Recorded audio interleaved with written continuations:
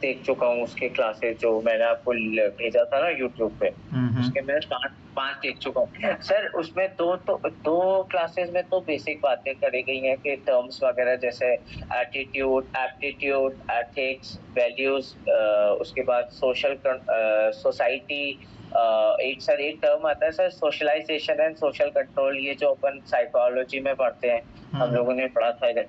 तो सर उसमें मुझे पहले तो ये बताइए सर, सर एटीट्यूड और ये सॉरी एथिक्स और वैल्यूज में ये डिफरेंस होता है ना कि सॉरी मॉरल और एथिक्स में ये डिफरेंस होता है ना, जो मॉरल्स हैं वो आपके खुद के पर्सपेक्टिव से रिलेटेड है, और जो एथिक्स है वो सोसाइटी के पर्सपेक्टिव से है। एक चीज तो ये।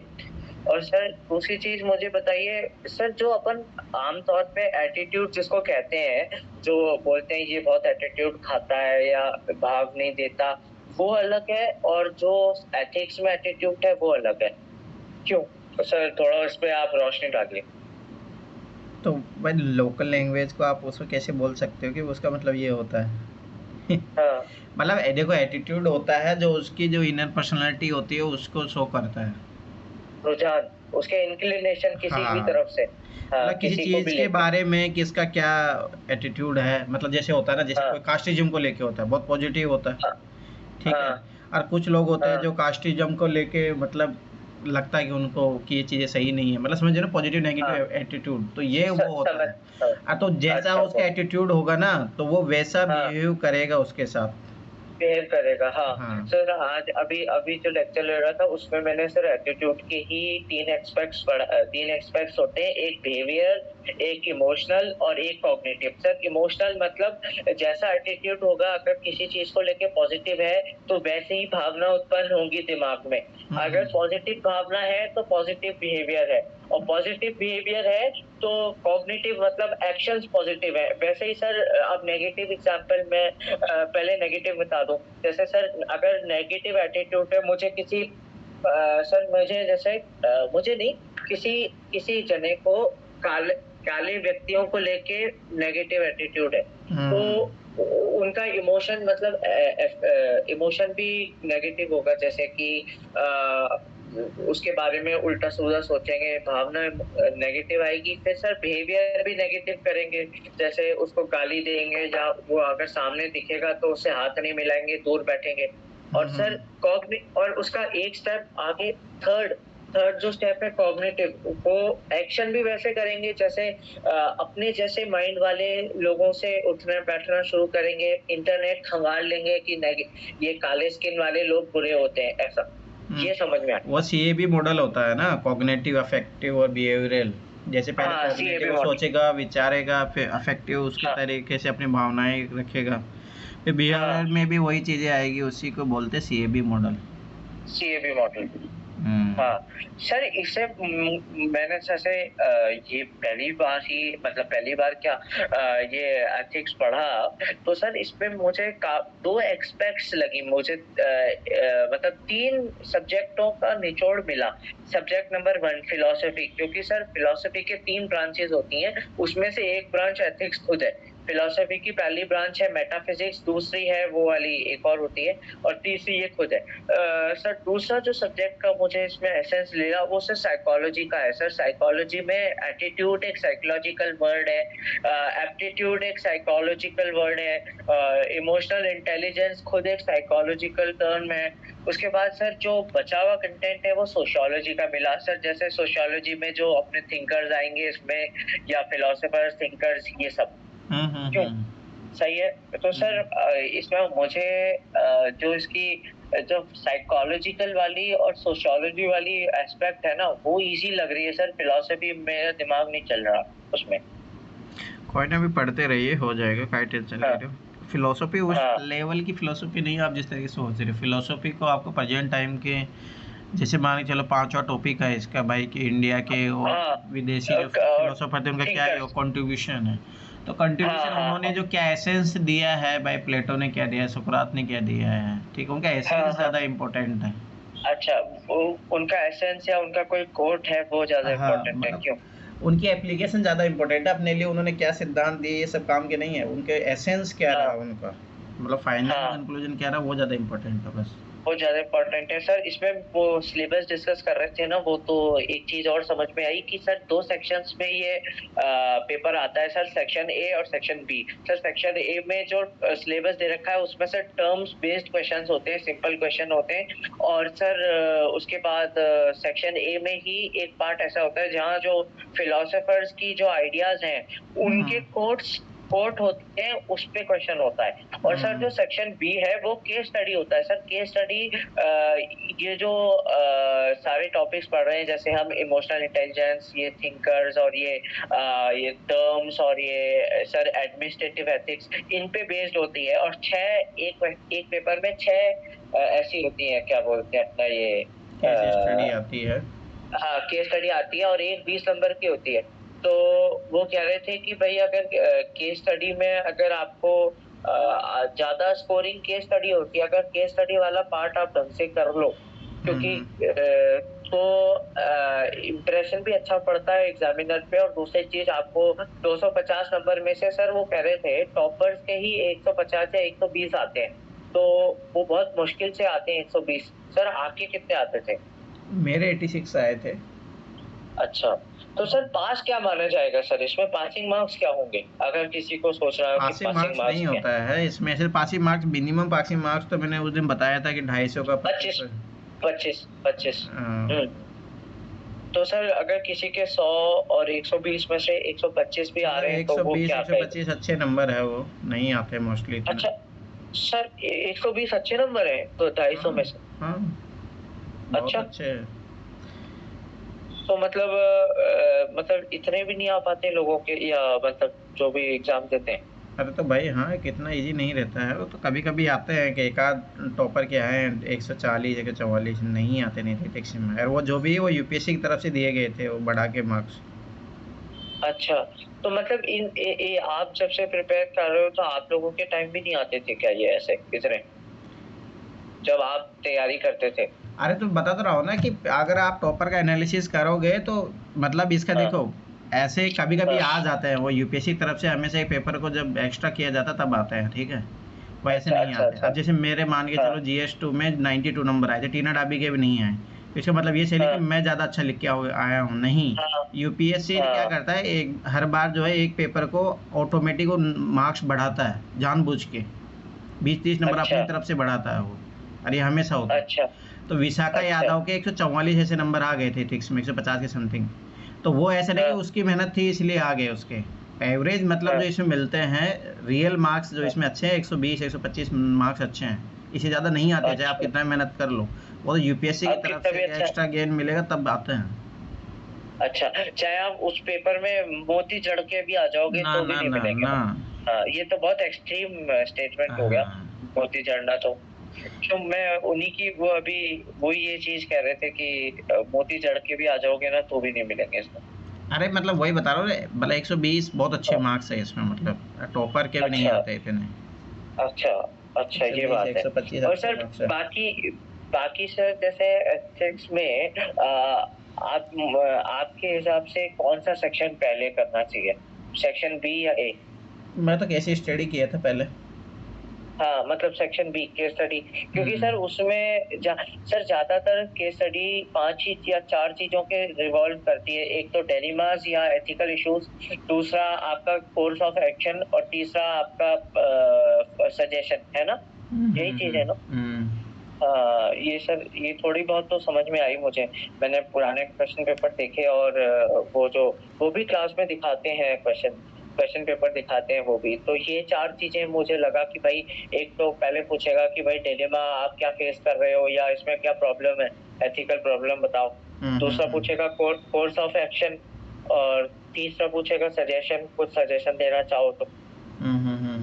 वे फॉरवर्ड जिसको अपन कहते हैं वे फॉरवर्ड, जीएस में अपन उसको वे फॉरवर्ड कहते हैं कि भाई कोई प्रॉब्लम है उसको आपने डिस्कस किया, कॉजेज दिए, कॉन्सिक्वेंसेस बताए, उसके बाद आप आपने कोई सजेशन देना चाहो कि भाई थोड़ी गवर्नमेंट की भी तारीफ हो जाए, या सेक्युलरिज्म की भी तारीफ हो जाए, कॉन्स्टिट्यूशनलिज्म की भी तारीफ हो जाए, और एक आइडिया भी कोई ऐसी टेक्नोलॉजी है तो वो फ्यूचर में कैसी हो सकती है वो हो जाए। यही है ना सर? क्यों? सही है, सही है। हाँ, और सर मुझे एक आपसे एग्जांपल और डिस्कस करना था एथिक्स में। सर अगर जब वो बेसिक पढ़ा रहे थे तो बताया कि सर एक बंदा है, वो एथिकली करेक्ट हो सकता है पर मॉरली करेक्ट नहीं हो सकता, और एक बंदा मॉरली करेक्ट हो सकता है पर एथिकली करेक्ट नहीं हो सकता। फॉर एग्जाम्पल सर, पहले वाले का एग्जाम्पल जैसे सर एक आदमी है, वो ऑफिस में काम करने जाता है, कंपनी में काम करता है, वो सर टिंच विंच होके बिल्कुल प्रॉपर वेल ड्रेस्ड होके नहा धो के आपकी कंपनी में जाता है, रोज टाइम पे पंचुअल है, ठीक है। वो एथिकली सही है, पर अब मैं बोलूंगा मॉरली कैसे गलत है सर। वो जैसे ही 11 बजते हैं वो अपना नाटक शुरू करता है, वो लेथार्जिक सा बैठ जाता है और काम नहीं करता, बस इधर उधर समय काटता रहता है। तो ये सही है एग्जाम्पल कि वो मॉरली गलत है, एथिकली सही है? एथिकली सही है वो, नहीं वर्क एथिक्स के तो खिलाफ हुआ ना वो। नहीं सर, वर्क एथिक, अच्छा, तो आप बताओ इसमें थोड़ा सुधार करो। देखो मतलब कि मॉरली जैसे वो सही, मॉरली मॉरली कैसे देखो गलत भाई, होगा? मॉरल्स क्या होते हैं पहले आपको ये समझना पड़ेगा भाई, मॉरल्स क्या होता है। जैसे हाँ, मॉरल्स होता है कि जो भी अपने मूल्य वैल्यूज है जिनको अपन ने वो बहुत खुद को अच्छे लेके, अपना खुद को लिया लेके, है। हाँ मॉरल्स को हाँ जैसे हाँ होता है ना, पैर छूना होता है एक, ठीक है, हाँ ध्यान हाँ, समझना। घर वालों के, हाँ, हाँ जैसे मान लो आपको कोई बड़ा दिखा तो आपके उसने पैर छू लिए, ठीक है, हाँ ये एक हाँ हाँ मॉरल्स हाँ है आपको, मतलब कि सिखाया गया है आपको कल्चर में, ठीक है। हाँ हाँ अब हाँ हाँ आप क्या हो रहे हो कि मॉरली तो ठीक हो गए हो, पर वही हाँ है कि आप जो है उस इंसान के प्रति जो है कि जैसे मान हाँ चलो कि दुराचार रखते हो मन में, या जो है कि हाँ आपका संबंध उससे खराब है, बस मॉरली आप उसको रेस्पेक्ट दे रहे हो पर एथिकली रूप हाँ से आप उसको रेस्पेक्ट नहीं करते हो, तो वो एथिकली रूप से गलत हो हाँ, जाएगा। ऐसे रूप से गलत हो जाएगा सर। इसमें या एक दूसरी ऐड बात, और जैसे करना मान के चलो चाहूंगा। कि जैसे हाँ सती प्रथा थी उस टाइम, जो लोग सती प्रथा पालन कर रहे थे मॉरली तो सही थे क्योंकि उस टाइम की हाँ मॉरलिटी थी वो, परंतु एथिकली हाँ गलत था वो। हाँ। अच्छा सर, इसमें मैं वो जो आपने पैर छूने वाला एग्जांपल दिया उसमें एक पॉइंट ऐड करना चाहूंगा सर। जैसे मेरा ये मॉरल है, मैं मॉरली करेक्ट हूँ कि मेरे घर में कोई बड़े हैं, उनके मैं पैर छू रहा हूँ, है ना। और सर वहीं मैं अगर सोसाइटी में जा रहा हूँ बाहर, घर से बाहर जब जा रहा हूँ, तो मैं देख रहा हूँ कि वहाँ बड़े बूढ़े हैं, उनको मैं अब्यूज कर रहा हूँ, वो एथिकली गलत है। क्योंकि सोशल एथिक ये कहता है कि जो बड़ों से सम्मान करो और छोटों को प्यार दो। और मैं घर में तो मॉरल की हैसियत से तो मैं मेरे जिनसे मेरे रिलेशन है उनसे मैं मॉरली ठीक बिहेवियर कर रहा हूँ, और मैं बाहर जाके वो कर रहा हूँ। और वैसे ही सर इसमें एक एग्जांपल और दिया था कि सर जैसे कोई घर में ड्रिंक करता है, अपने घर में ड्रिंक कर रहा है, दारू पी रहा है, वो अगर अपने घर में सीमित है और वो दंगा फसाद नहीं कर रहा तो वो सही है। और अगर वो कोई बाहर जाके पब्लिक प्लेस में जाके कर रहा है वो गलत है। क्योंकि गलत तो होगा जब वो सोशल हाँ नॉर्म्स को तोड़ेगा या जो है रूल्स को हाँ, तोड़ेगा, तो गलत वो होगा। जैसे पब्लिक प्लेस में बोला, आज मेरे मन में है चलो आज पब्लिक प्लेस में चल के दारू पीते हैं, वो गलत है, एथिकली भी गलत है वो। और मॉरली वो इसलिए सही है कि वो उसका पर्सनल आउटलुक है। मतलब मॉरल्स होते हैं ना, पर्सनली खुद को सेंटर मान करके जो भी बिलीफ सिस्टम हो वो तो हो गया मॉरल, और एथिक हो गया मतलब जो सोसाइटी में डिजायर है वो हो गया एथिक। क्यों सर? सही है मॉरल्स ना? मॉरल पर्सनल नहीं होते, ऐसा नहीं है, मॉरल पर्सनल होते अच्छा, हैं। तो एग्जांपल दीजिए सो थोड़ा। देखो मॉरल क्या होते हैं, जैसे मॉरल्स और जो वैल्यू होते हैं वो एक जैसे ही होते हैं, ज़्यादा अंतर नहीं होता है मॉरल्स और वैल्यू में, ना। और इथिक्स अच्छा होती है वो एक थोड़ा बस सिस्टमेटिक रूप से उसको डिफाइन कर दिया कि मॉरल्स और वैल्यू जो है ना सोसाइटी के लेवल पे डिफरेंसेस हो जाएंगे, पर इथिक्स जो रहेगा वो एक जैसा ही रहेगा हर जगह, ठीक है। अब अच्छा जैसे मान अच्छा। के चलो कि जैसे सती प्रथा थी उस टाइम, तो मॉरली हाँ सही था हाँ, उस टाइम, पर कैसे नैतिक सर? मतलब क्योंकि उस वो टाइम सब समाज का वैल्यू था ना वो, उस अच्छा समाज के वो लिए वो वैल्यू अच्छा था। माना जाता था उस टाइम। अच्छा मॉरली अच्छा। सही था पर एथिकली एंगल से देखा जाए तो गलत था वो। आप हाँ देखो एक ऐसा एग्जांपल हो जैसे मॉरली भी गलत हो और एथिकली भी गलत हो, जैसे किसी को मर्डर बताओ। करना, मॉरली मर्डर भी कर गलत दिया, है हाँ और एथिकली रूप से हाँ भी गलत है, हाँ। समझ में है। दूसरी बात सर जैसे मान इसमें के चलो कि एक होता है कोड ऑफ कंडक्ट हाँ है, उसके अकॉर्डिंग हाँ आप हाँ मान के चलो कि वो तो फॉलो कर रहे हो, तो इथिक्स का तो पालन हो हाँ गया वहाँ पे। पर जैसे हाँ जैसे एक मैं बताता हूँ एग्जांपल, जैसे मान के चलो कि आप आईएएस अधिकारी हो, आपके पास कोई बुढ़िया आई है, ठीक है, उसके पास हाँ डॉक्यूमेंट्स नहीं है, तो आपने उसको मना कर हाँ दिया बेनिफिट देने के लिए, तो आप एथिकली तो सही हो, हाँ क्योंकि हाँ, आपने जो कोड ऑफ क्योंकि मैं कंडक्ट है उसका वह पालन कहते किया है। पालन करा है। हाँ, पर हाँ, मॉरली ऐसा बोला जाता है कि भाई बड़ों का सम्मान करना चाहिए, उनकी सहायता करनी चाहिए, तो समाज। मॉरली आप हाँ, गलत हो गए। हाँ, ये चीज है सर। इसमें एक चैट जीपीटी एग्जांपल पे है ना, मतलब। सर्च कर लिया करो। आजकल चैट जीपीटी बहुत अच्छा। अच्छा रिव्यू दे देता है, तो जब भी आपको जब भी डाउट हो ना, तो मॉरलिटी हाँ। एथिक्स में क्या डिफरेंस है, उनके एग्जांपल बता दो, सब बता देगा आपको। अच्छा, अच्छा, अच्छा सर, मैं ज्यादा यूज नहीं करता एक्चुअली नहीं चैट करना जीपीटी। चाहिए, बिना अभी यूपीएससी प्रिपरेशन उसके बिना आपको बहुत डिफिकल्ट पड़ेगी। और मेरा मानना कि अच्छा, अच्छा, चैट अच्छा, जीपीटी आपकी अच्छा, बहुत हेल्प करेगा, चाहे पीटी से लो, मेंस में हो, किसी भी जगह। अच्छा, अच्छा। मैंने सर कभी यूपीएससी की स्पेसिफिक कभी किया नहीं sir, chat GPT use use करना यूपीएससी चाहिए, स्पेसिफिक। करना चाहिए। अच्छा, अच्छा, अच्छा सर, एक एग्जांपल मुझे आप डिस्कस करें, मैं आपसे डिस्कस करना चाहता हूँ सर। मर्डर वाली बात ही है सर, मतलब किसी का खून कर, लॉस ऑफ लाइफ है सर। 3 एग्जांपल, मैं 3 सिनेरियो देता हूँ सर। एक एक कोई भी मैं पोस्ट पे हूँ, या मैं एक आम सिटीजन ही हूँ सर।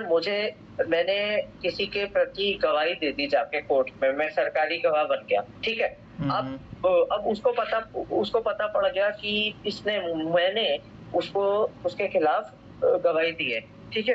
वो मेरी जान का दुश्मन बन गया है, ठीक है। अब हम्म। वो सर अब मैं 3 सिचुएशन लेता हूँ सर। वो एक दिन वो आया मेरे घर और मुझे मार दिया, मेरी लॉस ऑफ लाइफ हुई, ठीक है। ये मर्डर हो गया, ठीक है, वो मर्डर हो गया। हम्म। अब सर वो अब दूसरा सिनेरियो सर, वो अब मुझे मारने जा रहा था, मैंने सेल्फ डिफेंस में उसको मार दिया, तो हम्म। वो मर्डर है या नहीं है? वो मर्डर है या नहीं है?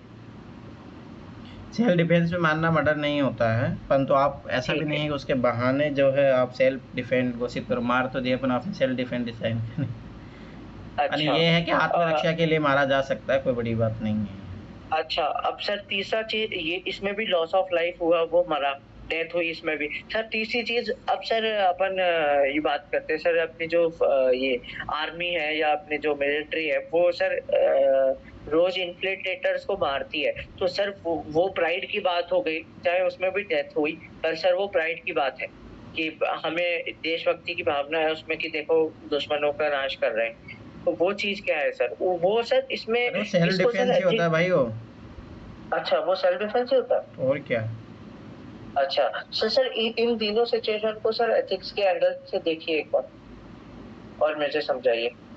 हाँ तो देखो, वही है ना, एथिक्स में यही बोला जाता है कि आप सेल्फ डिफेंस के लिए मार सकते हो किसी को, पर बिना अनावश्यक कारण से नहीं मार सकते आप। अच्छा, तो सर ये कौन डिसाइड करेगा कि मैंने सेल्फ डिफेंस में मारा या नहीं मारा? मैं तो बोलूंगा ही ना कानून से बचने के लिए कि नहीं, मैंने सेल्फ सिचुएशन भी डिफेंस में डिपेंड मारा। करती है, वो तो बहुत लीगली पॉइंट हो गया ना, आपको उसमें नहीं जाना है। आपको एथिक्स इतना जानना है कि हाँ। सब सेल्फ डिफेंस में मारा जाना मतलब वो कानून अपराध नहीं माना जाता। अच्छा, चाहे एथिक्स के हिसाब से भी देखो तो। हाँ सही है, वो लीगली भी सही है, एथिकली भी सही है। अच्छा, अच्छा, अच्छा। नहीं सर, मैं एक्चुअली सर लॉ भी पढ़ रहा हूँ ना, तो लॉ भी दिमाग में चलता रहता है आजकल थोड़ा। आजकल ना थोड़ा लॉ भी दिमाग में चलता रहता है। और सर मुझे वैसे मैं प्रेफरेंस बताऊं, मुझे सर सब लॉ से ज्यादा अच्छा क्रिमिनल लॉ लगता है, क्योंकि सर मुझे क्रिमिनल साइकोलॉजी पढ़ने का बहुत इच्छा है सर। मुझे हम्म। क्रिमिनल साइकोलॉजी बहुत अच्छा लगता है एज ए सब्जेक्ट। मैंने पढ़ा नहीं है, पर ठीक है, अच्छा लगता है।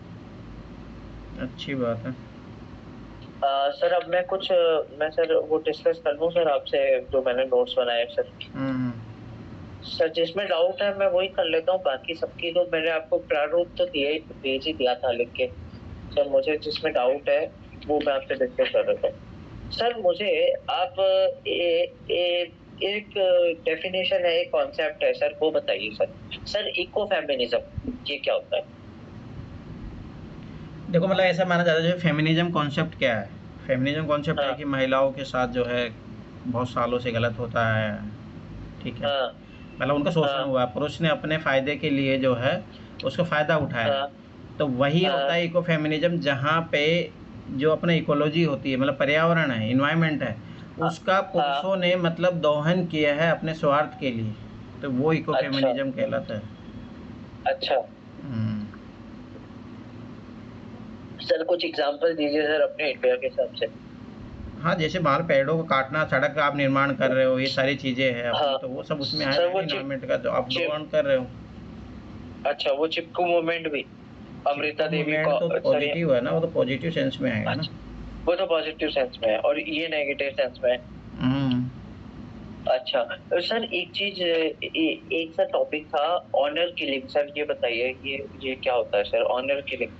ऑनर किलिंग होता है अपने प्राइड के लिए मार देना, जैसे हरियाणा में होता है, राजस्थान में होता है कि जैसे कोई उनकी कोई बेटी अदर कास्ट उसने शादी कर लिया तो उनको लगता है कि हमारे वैल्यू सिस्टम जो है इनके खिलाफ जाके मान सम्मान, मान मान सम्मान की सम्मान बात के आती है। खिलाफ जाके शादी किया तो इसलिए मार देते हैं। ऑनर किलिंग वही कहलाता है। सर ऑनर किलिंग में सर जरूरी है कि वुमेन्स ही मरे, मतलब और आदमी नहीं लड़कों मर? को भी मारा जाता है, उसमें क्या है। अच्छा, मार सकते हैं तो हाँ, सर, अगर इस पे सर फॉर एग्जांपल इसी पे कोई केस स्टडी आ गई, तो सर इसमें as a course of action क्या रहना चाहिए? कभी सपोर्ट नहीं करना चाहिए। नहीं नहीं। हाँ सर, ये तो दिख, ये किलिंग है जहाँ वहाँ तो वैसे ही दिमाग खराब हो जाता क्योंकि ह्यूमन है। और आर्टिकल 21 के तहत है ना भाई, जीवन सबसे ज़्यादा इम्पोर्टेंट होता है, क्योंकि आप जीवन किसी को दे नहीं सकते तो ले भी नहीं सकते। वो तो है। अच्छा सर, एक मुझे और कुछ चीज पूछनी थी सर, अपने सर एक मिनट, मैंने नोट किया था सर। जो दलित मूवमेंट्स अपन पढ़ते हैं इंडिया में, बैकवर्ड क्लास मूवमेंट्स और दलित मूवमेंट्स, सर उसमें सर दलित को पॉलिटिकल एम्पावरमेंट कैसे मिला सर, वो कौन बताइए सा सर थोड़ा। कौन सा empowerment. Sir sir political empowerment, sir political Dalit ने एम्पावरमेंट अपने, कैसे नहीं मिला, जैसे कैसे अम्बेडकर ने मिला? जब पूना पैक्ट हुआ हाँ तो पूना पैक्ट के बाद में क्या हुआ, सीटें रिजर्व हुई। अब हाँ, सीटें रिजर्व हुई तो स्वाभाविक सी बात है, ऑटोमेटिक रिप्रेजेंटेशन अपने बढ़ा। लीडर, हाँ रिप्रेजेंटेशन बढ़ा लीडर वहाँ खड़े पे। कर, हाँ दूसरी बात, धीरे हाँ धीरे फिर अब जब जैसे वोटिंग राइट्स मिले, ठीक है, वोटिंग राइट्स हाँ मिलने से भाई स्वाभाविक सी बात है कौन सी सरकार चुनना है कौन सी सरकार नहीं चुनना है। तो ये पॉलिटिकल एम्पावरमेंट का तो है कि जैसे मायावती अपना सीएम बनी यहाँ पे यूपी में, ठीक है। तो हाँ ये हाँ। मतलब पॉलिटिकल एम्पावरमेंट के तो एग्जांपल है, और भी जैसे साउथ में जाओगे तो वहाँ पे भी है।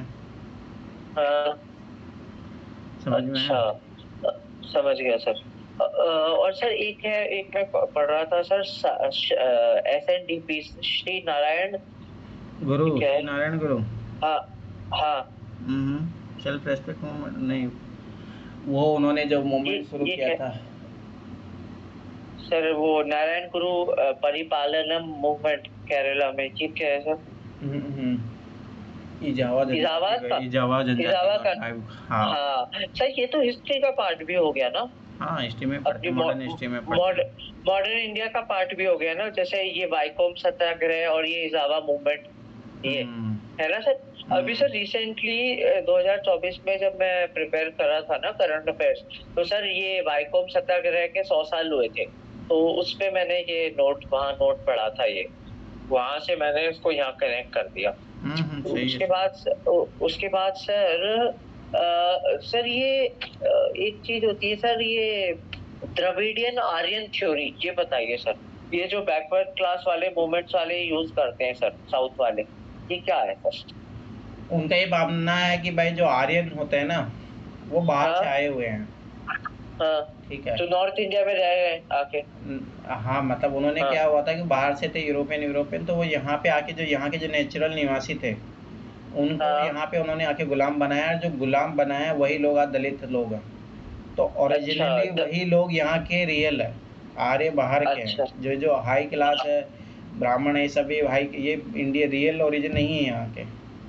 अच्छा तो वो इसीलिए बोलते हैं कॉन्सेप्ट, जो द्रविड़ अच्छा लोग अच्छा, मतलब है वो ओरिजिनल है यहाँ के।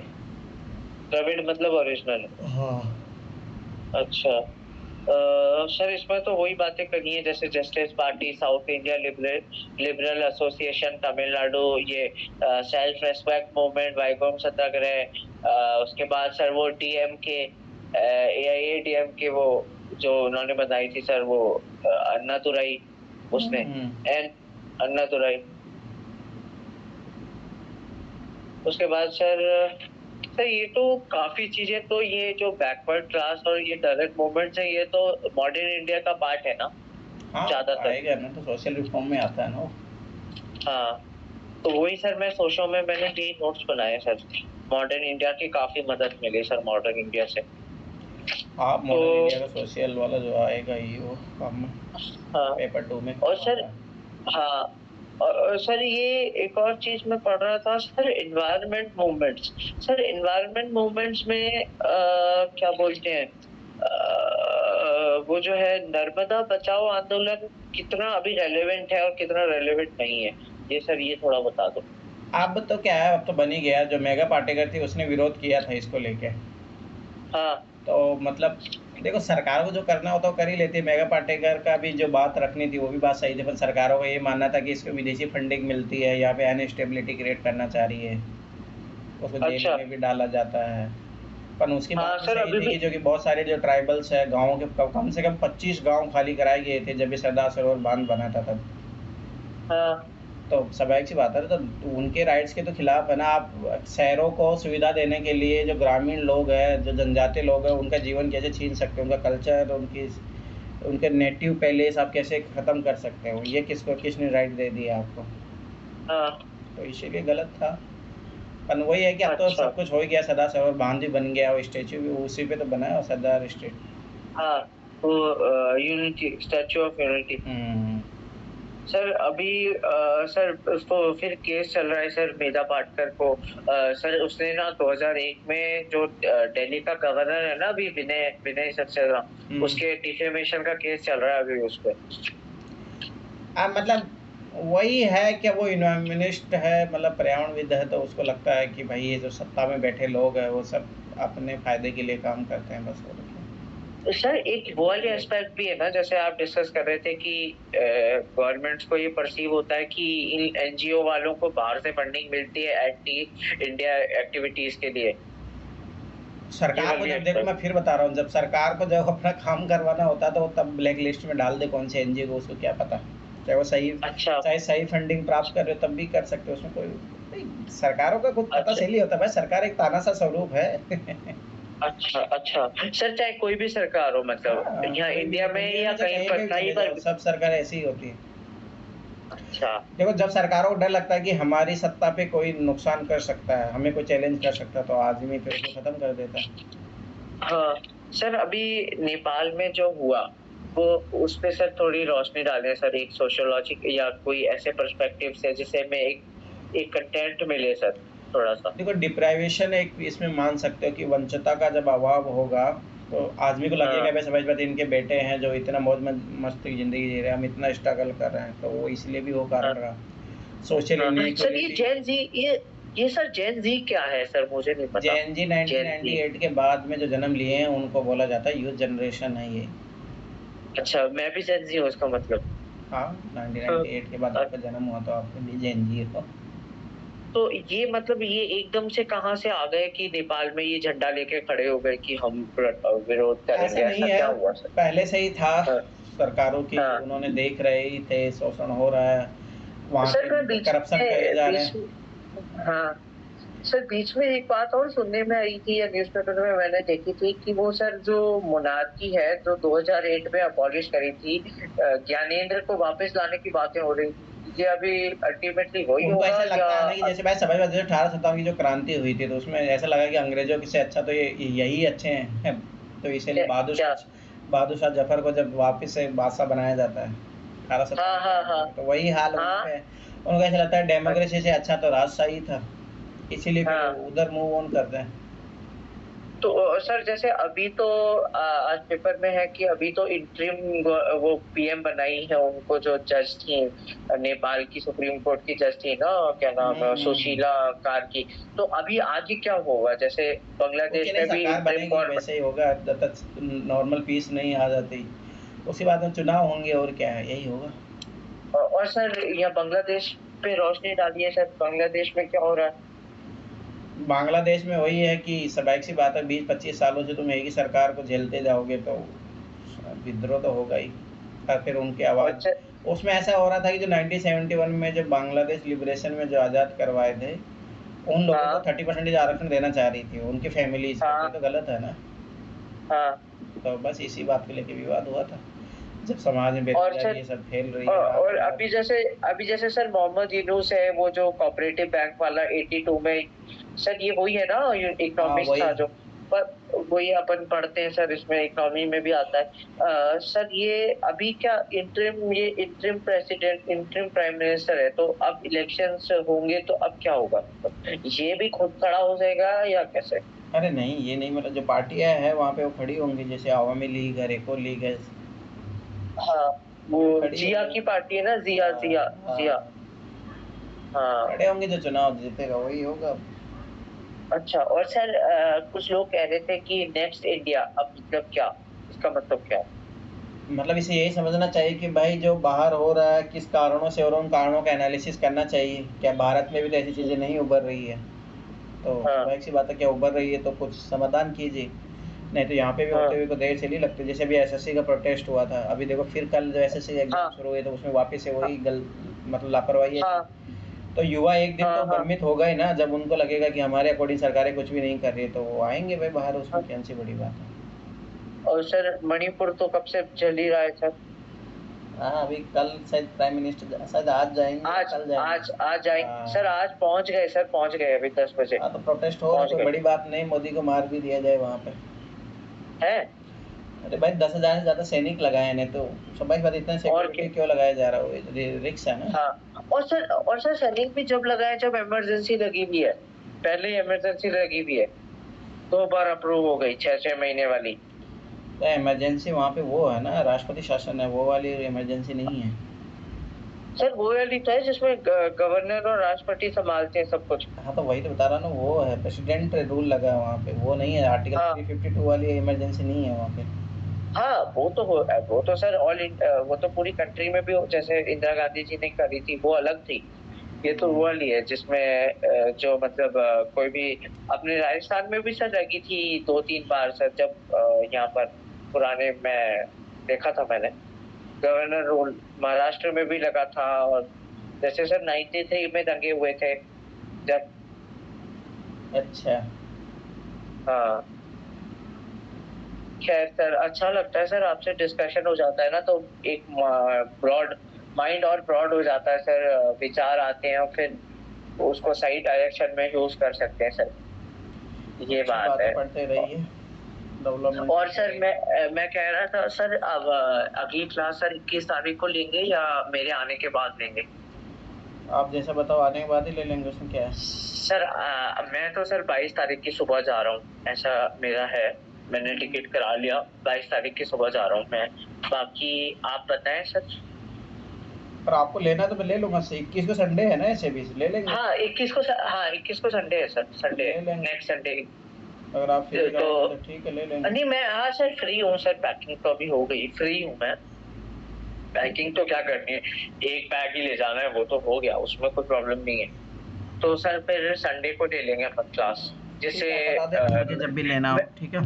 हाँ सर, मैंने आपको बता दिया सर, आप जैसा आप कहेंगे सर, मेरे को कोई ऑब्जेक्शन नहीं है। मेरे को अगर ऑब्जेक्शन ही करना होता तो मैं आपको ज्वाइन क्यों करता है सर? आपका क्या ठीक है, कहना कोई है दिक्कत नहीं, जैसे भी हो बता देना, ठीक है। सर? बाकी आप और बताएं कुछ, जैसे मैं सर, मैं क्या कह रहा था, नोट्स तो मैं बना ही रहा हूँ, एथिक्स भी मैं देख रहा हूँ सर, मैं पेपर आने के बाद कर लूँ अगर आप सही समझे तो। 2015 तक किया है, ये कहाँ तक कंप्लीट किया है? सर 2015 तक कंप्लीट है पूरा, विद वीडियो, विद वीडियो। ठीक है, तो फिर आप जब तक एथिक्स विथिक्स कंप्लीट कर जाओ, ज़्यादा बढ़िया रहेगा। हाँ, एथिक्स के वीडियो देख के सब नोट्स तो सर कंप्लीटेड ही है, एथिक्स में सर वीडियो ही देखने थे। हाँ, और तो वो देख लो। ये बाकी बाकी सोशो में कर ही रहा हूँ 2 3 टॉपिक। ठीक है, तो वो कंप्लीट, एथिक्स से सोशियोलॉजी वो मैं कंप्लीट करने की सोचो। एथिक्स और सोशो कंप्लीट करे तो मतलब सोशो ज्यादातर फर्स्ट पेपर तो हो ही जाएगा सर, अभी बस थिंकर्स ही बचे हैं फर्स्ट पेपर में, बाकी लगभग सब हो गया ठीक है, सर। तो बस वो चीज़ कीजिए, हो जाएगा। सोशो सोशो फर्स्ट पे सॉरी सेकंड पेपर जो अपना इंडियन सोसाइटी है, उसमें सर जो थिंकर जी है ना, जैसे वो लोग समझते हैं जैसे वो अपने थिंकर जी है ना, जो अपने क्लासिफिकेशन करते हैं, इंडोलॉजी, जीएस घुरे, वो सब। हम्म। हाँ, तो वही बचे हैं, बाकी मूवमेंट्स वगैरह हो ही रहे, कोई दिक्कत ही नहीं है। ठीक है, तो अच्छी बात, जल्दी जितना जल्दी कंप्लीट करोगे तो उतना अच्छा बढ़िया है। फिर सर सोशो में पेपर 1 बचेगा, वो सर थोड़ा कॉम्प्लिकेटेड है, उसमें आपसे मुझे थोड़ा चीजें जाननी है कि मैं उसको कैसे अप्रोच करूं। सर पेपर 1 थोड़ा टिपिकल है, पेपर 2 तो लगभग फिर भी मेरा हो जाता है। देखते हैं, उल्टा पेपर 2 में नंबर नहीं आते लोगों के, ये चीज याद रखना, पेपर 1 में नंबर आ जाता है कैसे, ऐसे कैसे, मतलब ये आप ऑब्जर्वेशन है सर आपकी? है। मेरे खुद के भी ऐसा हुआ था, नंबर पेपर 1 में आए थे 82 और 85 पे आए थे पेपर 2। और अच्छा, और जबकि ज्यादा प्रिपरेशन पेपर 1 में होती नहीं है, अपन पेपर 2 अच्छे से पेपर करके 1 जाते थोड़ा हैं। स्टैटिक होता है, पेपर 2 थोड़ा डायनेमिक होता है। अच्छा, ये बात है।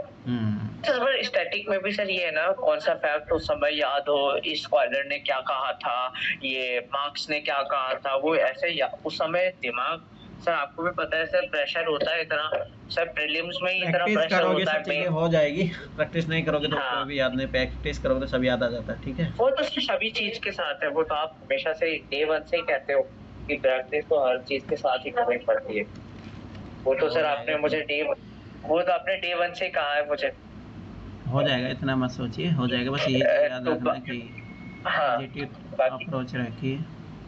हाँ, बाकी तो अभी तक तो प्रोग्रेस सही चल रही है ना सर, अभी कुछ हो तो बीच में मुझे बता देना, इसलिए मैं आपको रोज ही प्रोग्रेस देता हूँ। जरूर, अपना इथिक सीरीज कंप्लीट करके फिर घूमने जाइए। हाँ, ठीक है, फिर आप मुझे बता देना सर। मैं कल कल संडे है ना, तो कल सर मैं सोशो का एक टॉपिक आपको मैंने वैसे भेज दिया था, एथेनिसिटी और आइडेंटिटी मूवमेंट्स इन इंडिया, ये मैंने आपको भेज दिया था, ये मैं कल लिख लूंगा, है ना।